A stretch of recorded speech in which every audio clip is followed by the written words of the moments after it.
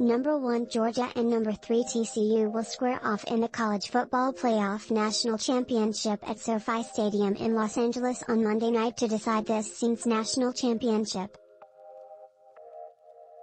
The Bulldogs are coming off of a 42-41 win over number 4 Ohio State in the Peach Bowl semifinal, and the Horned Frogs are still surging after stunning No.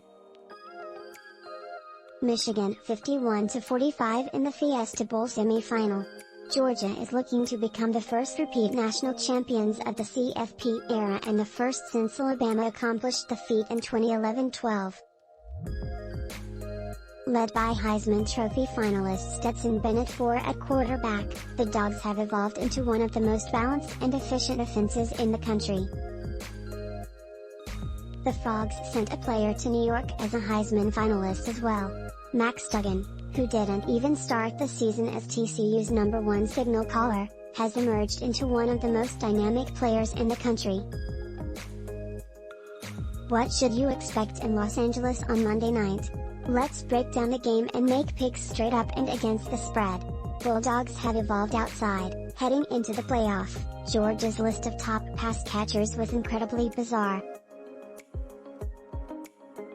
Its leading receiver was a tight end, Brock Bowers, with a wide receiver, Ladd McConkey, and running back, Kenny McIntosh, filling out the top 3.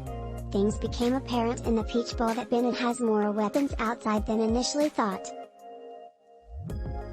Adonai Mitchell, who had been hurt for the majority of the season, had the game-winning touchdown and 43 yards receiving. Arian Smith had 129 yards and a critical fourth-quarter score, and Marcus Rosemy-Jacksaint had 2 critical catches.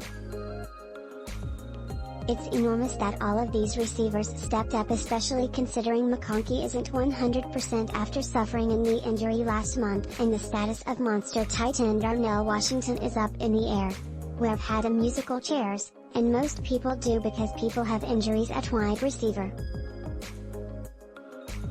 And I think, WR coach, Bryan McClendon and, offensive coordinator Todd, Monken have done a tremendous job of slicing and dicing those roles.